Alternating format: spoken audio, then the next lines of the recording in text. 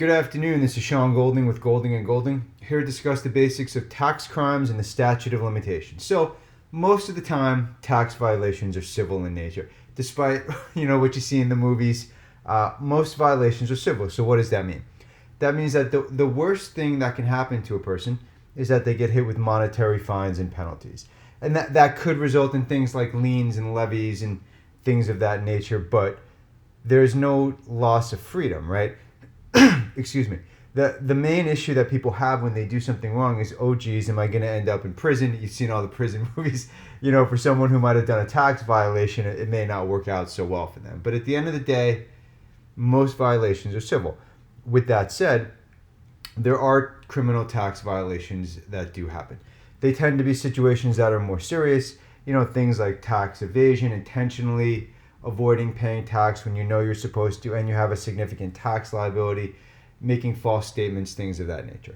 So why don't we go through some of the more common types of criminal tax offenses and the statutes of limitations? Because statute of limitations is most important, right? Because what does that mean? How long does the IRS or the U.S. government, have to come after you? The idea is it can't go on in perpetuity. Why? Because, evidence crumbles and disappears, and it's not really fair for someone to come, for the government to come against someone, 25 years after the fact for like a tax violation, okay?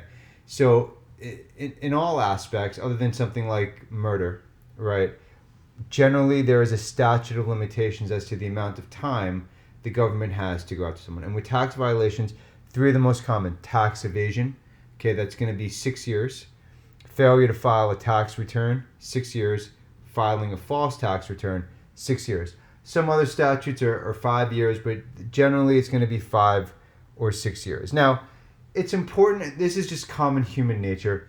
Just because you made a mistake or you might have, done something improper, that is not per se a crime, okay? When someone receives an audit notice, that is not a crime. When, in the realm of international tax, which is what we specialize in, F-bar violations, willful, not a crime, okay? In general, for civil violations, in order to prove willfulness, you don't have to show intent, okay? When it's dealing with a crime, there has to be that mens rea has to be there, but not when you're dealing with the civil aspect of it. Oftentimes, it's just a preponderance of the evidence, which is a more than 50% likelihood that you violated it versus you didn't. And for willfulness issues, whether it's F-bar or other violations, they don't have to show there was any intent, okay? When you're dealing with criminal, the statutes are limited, and at the end of the day, they generally have to prove beyond a reasonable doubt, which is 95%, jury of the peers, okay? You get to have a jury. It's not just one person who decides your fate. And then, you can also appeal it. But things to keep in mind is that you may also be subject to civil violations.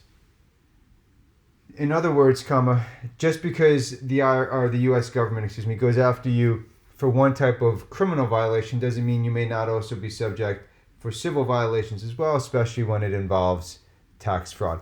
If you think, if you think you may have committed a tax crime, it's important to kind of take a look at the statute, get an idea of where you at, when you committed it, and has anyone reached out to you yet. Just because you receive a civil notice has nothing to do with tax crimes per se.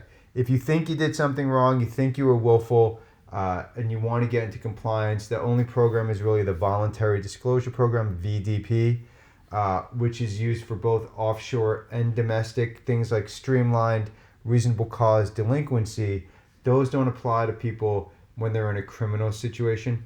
We have lots of information available on our main website, goldinglawyers.com, and our sub-websites. You can always reach out and schedule a reduced fee initial consultation if you think it's appropriate.